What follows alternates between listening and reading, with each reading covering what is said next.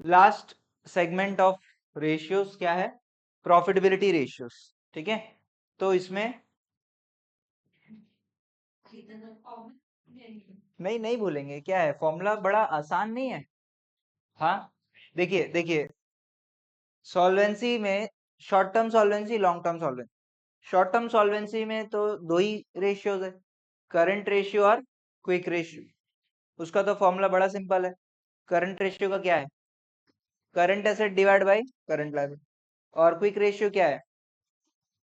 Quick asset divide by current liability. और quick asset ही क्या होता है? क्विक एसेट क्या है? Current assets minus prepaid expenses और इन्वेंट्री। ठीक है, फिर आता है आपका क्या? Long term solvency. Long term solvency में जो नाम दिया है वही रेशियो है। डेट इक्विटी मतलब debt divide by equity. Total assets to date मतलब total assets divide by debt. तो नाम से ही है वो तो। फिर आता है एक्टिविटी रेशियो। एक्टिविटी रेशियो का सारे के सारे का जो आपका न्यूमरेटर है वो तो सेम है, या तो कॉस्ट ऑफ गुड्स सोल्ड है या तो सेल्स है, आरएफओ, रेवेन्यू फ्रॉम ऑपरेशंस, है ना। और जो भी टर्नओवर रेशियो, जो भी रेशियो बोलता है उसको डिनोमिनेटर में लेना है। तो ये भी आसान है। और प्रॉफिटेबिलिटी रेशियो में देख रहे हो, सभी में आपका डिनोमिनेटर देख रहे हो क्या है? ये सभी में डिनोमिनेटर क्या है? सेल्स। बस ये इसमें आपका कैपिटल एम्प्लॉयड। ठीक है, तो रेशियोज मुझे नहीं लगता फॉर्मूलाज इतना ज्यादा आपको परेशान करेगा। रेशियोज के फॉर्मूला बहुत आसान है, बस वो कैसे फाइंड आउट करना है वो आपको थोड़ा सा चैलेंजिंग हो सकता है। ठीक है सभी लोग, चलिए इसका ना मैं क्वेश्चन वो पीडीएफ नहीं बनाया हूँ, क्वेश्चन लिखना पड़ेगा। क्वेश्चन लिखना पड़ेगा। क्वेश्चन नंबर 1, आरएफओ यहाँ पे है रेवेन्यू फ्रॉम ऑपरेशंस। ठीक है, आरएफओ लिख सकते हो आप भी।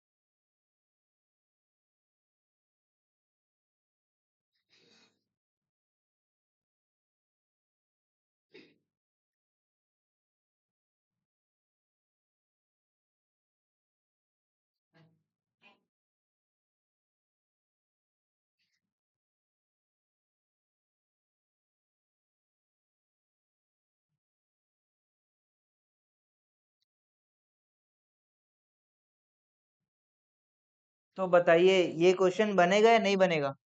जीपी रेशियो का फॉर्मूला क्या होता है? Gross profit divide by revenue from operations या सेल्स। रेवेन्यू फ्रॉम ऑपरेशन दिया हुआ है, ग्रॉस प्रॉफिट आपको निकालना है। ग्रॉस प्रॉफिट का अमाउंट निकल जाएगा नहीं निकलेगा? वो वाला टेबल बनाना पड़ेगा, cost profit sales percentage amount. वैसे निकालो या फिर दूसरे तरीका भी है निकालने का। ठीक है,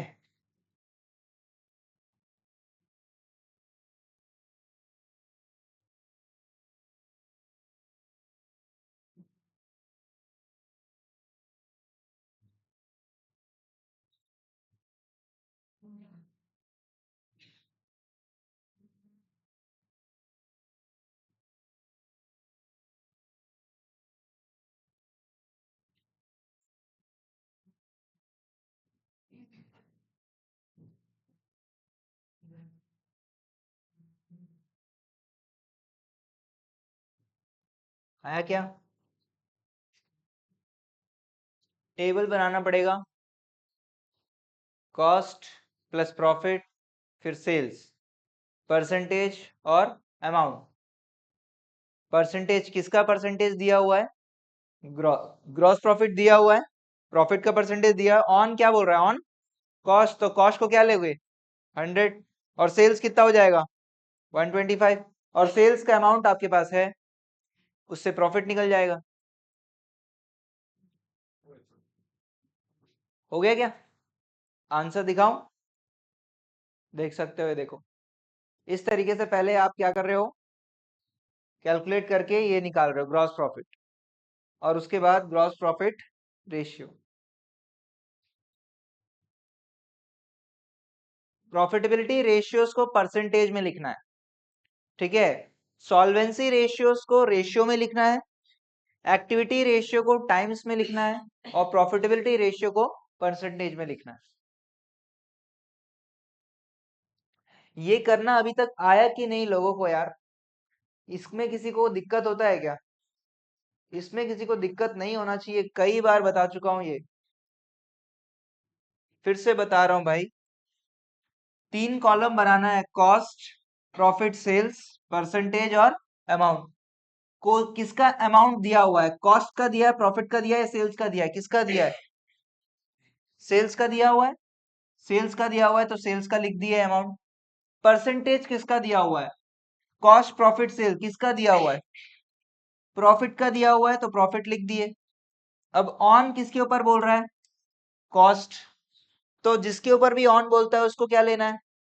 100 लेना है, तो ये 100 ले लिए। और ये प्लस होता है, कॉस्ट प्लस प्रॉफिट, वैसे ही परसेंटेज में 100 प्लस 25 क्या हो जाएगा? 125। तो ये चार चीजों में ये आपको निकालना है, ये आपको निकालना था। चार चीजों में 3 चीजें दिया हुआ है तो निकल जाएगा क्रॉस मल्टीप्लाई करके। 6 लाख इंटू 25 डिवाइड बाई 125, ये मैंने किया, 1,20,000 आ गया, 1,20,000। ये चीज में दिक्कत नहीं आना चाहिए, बहुत सारे क्वेश्चंस में ये आया हुआ है, ठीक है। हाँ, आगे बढ़े। इसको प्रपोर्शनेट कैलकुलेशन बोलते हैं, ठीक है। नेक्स्ट क्वेश्चन चले सब लोग। चलो नेक्स्ट क्वेश्चन लिखना पड़ेगा आप लोग को, थोड़ा सा बड़ा क्वेश्चन है, लिखना पड़ेगा।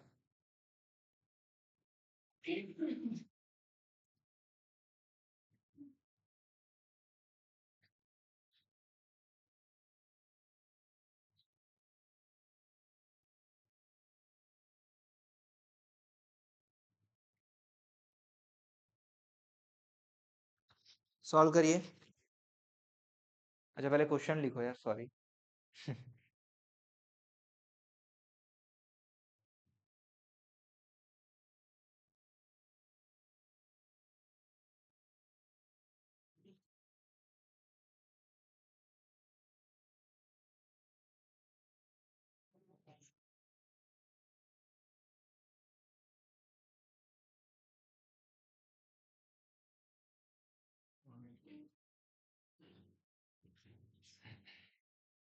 आठ बजे तक खत्म कर।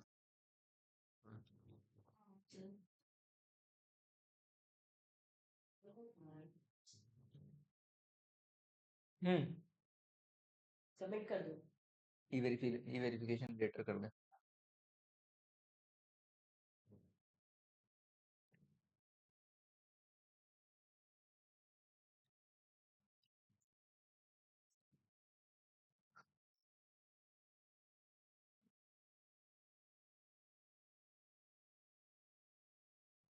लेटर, हाँ।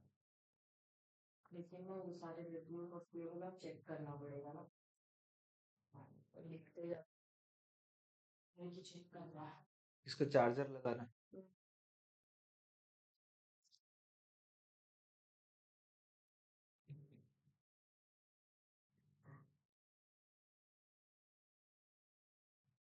चेक मतलब रिटर्न में क्या सबमिट हुआ है, कल को तू जब भी फ्री होगा इनकम सही से अपन डालेंगे मुझे।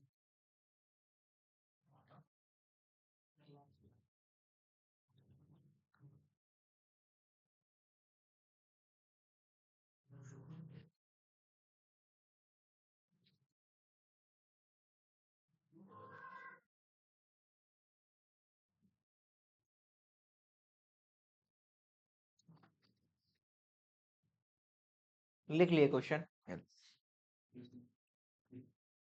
लिख लिए क्वेश्चन। देखिए यहाँ पे एक नया चीज है, क्या? Decrease in inventory. ये क्या होता है समझ लो पहले, उसके बाद बन जाए। डिक्रीज इन इन्वेंट्री मतलब ओपनिंग और क्लोजिंग दो होता है, ठीक है। क्लोजिंग जो है वो क्या है, कम है बता रहा है, डिक्रीज हो गया, ओपनिंग जितना भी था उससे क्या हो गया, क्लोजिंग कम है। ठीक है, तो क्या हो गया, डिक्रीज हो गया। ठीक है, समझ आ रहा है, डिक्रीज इन्वेंट्री। कभी अगर क्वेश्चन बोलेगा closing is more than opening, तो क्या बोलेंगे उसको, इंक्रीज इन इन्वेंट्री। समझ में आ रहा है, इंक्रीज डिक्रीज क्या बताता है, नेट अमाउंट बता रहा है, नेट अमाउंट बता रहा है कि ओपनिंग और क्लोजिंग में क्या हुआ, यहाँ पे इन्वेंट्री पहले मान के चलो 1 लाख था, अभी कितना हो गया, 60,000 हो गया। तो कितने से कम हो गया, 40,000 से कम हो गया। समझ आ रहा है, तो इस क्वेश्चन को ऐसे भी दे सकता था, 1 लाख ओपनिंग और 60,000 क्लोजिंग, ऐसे भी दे सकता था, लेकिन एग्जामिनर बदमाश है, वो बोलता है डिक्रीज इन इन्वेंट्री। ठीक है, क्या बोल दिया, डिक्रीज इन इन्वेंट्री। तो क्या करना है, इसका मतलब क्या है, 40,000 जो है वो क्या है आपका, वैल्यू में गिरावट है। ठीक है, तो मुझे बताओ यहाँ पे ओपनिंग बड़ा है या क्लोजिंग बड़ा है, इस क्वेश्चन में ओपनिंग बड़ा है, तो ओपनिंग जो है वो आपका पॉजिटिव में है, तो पॉजिटिव वैल्यू आप ले लोगे, कॉस्ट ऑफ गुड्स सोल्ड के फॉर्मूला में आप क्या ले लोगे, पॉजिटिव वैल्यू ले लो। अगर बोलेगा increase in inventory, opening minus closing, increase in inventory 40,000 से बड़ा है बोलेगा, तो क्या बड़ा है यहाँ पे, ओपनिंग की क्लोजिंग क्या बड़ा है, क्लोजिंग बड़ा है, और क्लोजिंग का वैल्यू क्या है, माइनस में, तो क्या करेंगे, 40,000 नेगेटिव करके ले लेंगे। समझ में आ रहा है, इंक्रीज और डिक्रीज इन इन्वेंट्री। ठीक है, इंक्रीज इन इन्वेंट्री मतलब माइनस में लो, मतलब क्लोजिंग स्टॉक ज्यादा है। ठीक है, और डिक्रीज इन्वेंट्री मतलब ओपनिंग स्टॉक ज्यादा है। अब ये कहाँ पे काम आता है, ये आपको काम आता है कॉस्ट ऑफ गुड्स सोल्ड के फॉर्मूला में। जैसे ये क्वेश्चन में देखिए क्या क्या दिया हुआ है, आपको आपको क्या निकालने बोल रहा है, जीपी रेशियो। जीपी रेशियो का फॉर्मूला क्या है, जीपी डिवाइड बाय सेल्स या आरएफओ, ये तो दिया हुआ है, ये तो दिया हुआ है। आपको क्या निकालना है, ग्रॉस प्रॉफिट।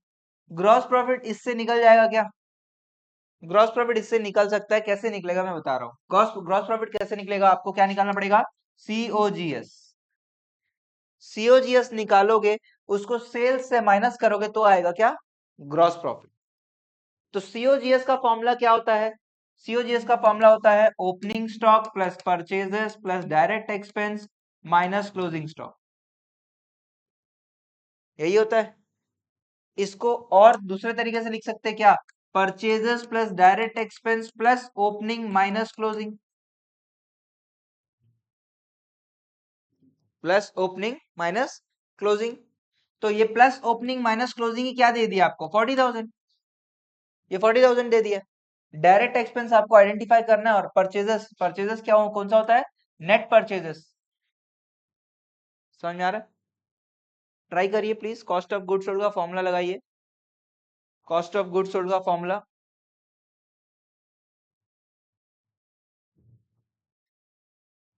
फॉर्मूला देखना है तो ये लो भाई, कॉस्ट ऑफ गुड्स सोल्ड का फॉर्मूला भी देखना है तो ये देखो,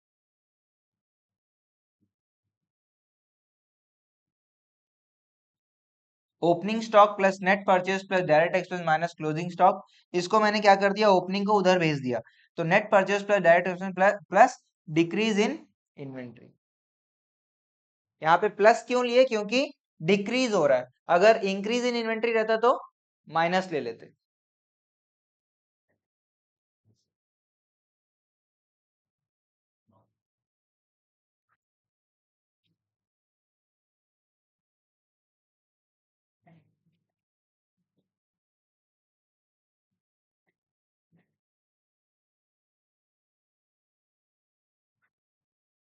नेट परचेज निकालो पहले, फिर डायरेक्ट एक्सपेंस निकालो, ये सब चीजें आप 11th में पढ़े हो।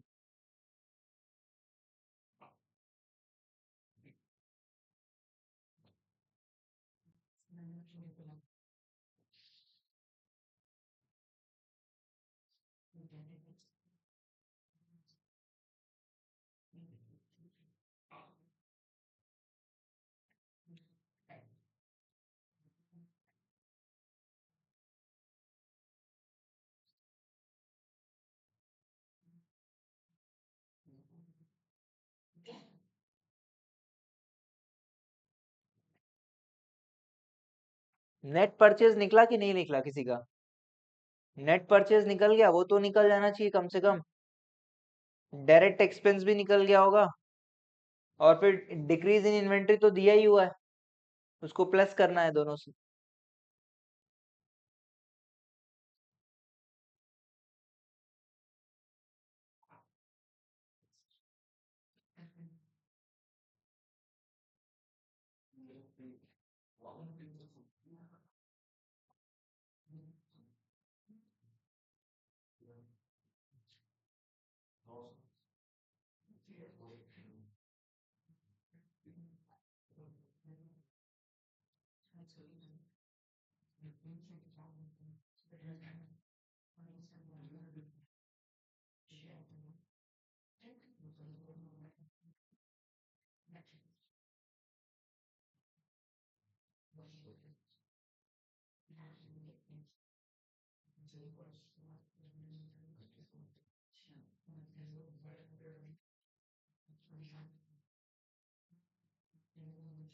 बन रहा है नहीं बन रहा है?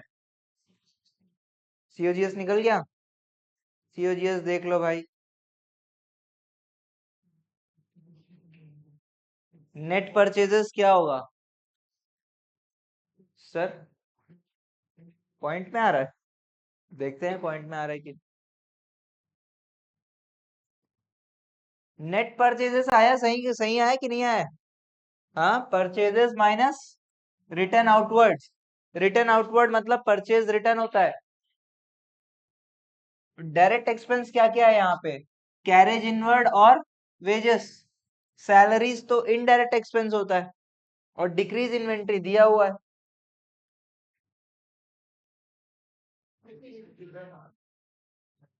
57।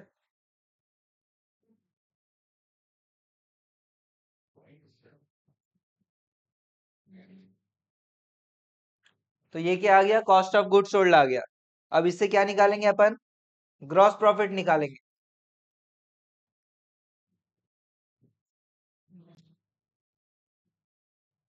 ग्रॉस प्रॉफिट कैसे निकलेगा? Sales minus GP is equal to cost of goods sold. Sales आपके पास अवेलेबल है, कॉस्ट ऑफ गुड्स सोल्ड आपके पास अवेलेबल है, तो जीपी निकल जाएगा। तीन चीजों में दो चीजें दिया हुआ है, तो जीपी निकल जाएगा ट्रांसपोज करके। तो जीपी आएगा, आएगा कितना? 5,70,000। अब क्या है फॉर्मूला? क्या है? GP divide by RFO 57%।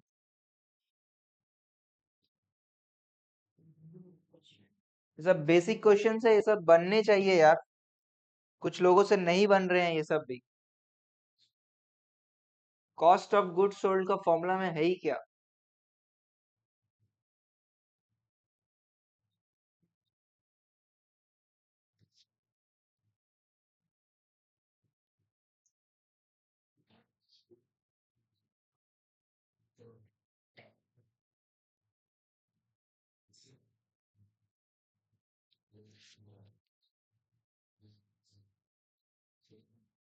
कोई डाउट है इस क्वेश्चन में किसी को?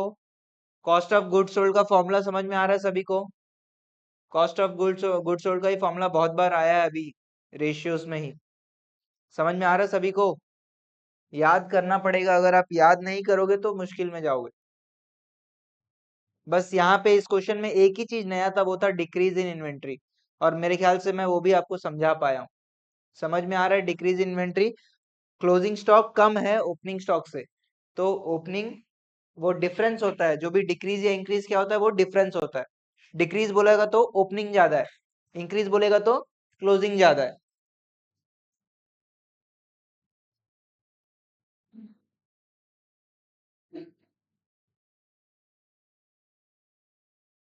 नेक्स्ट क्वेश्चन चले? सभी लिख रहे हो ना भाई?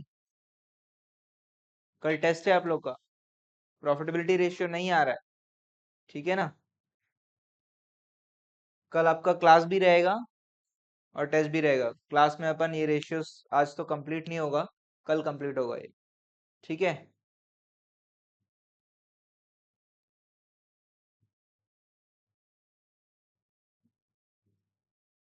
अगला क्वेश्चन लिखना पड़ेगा।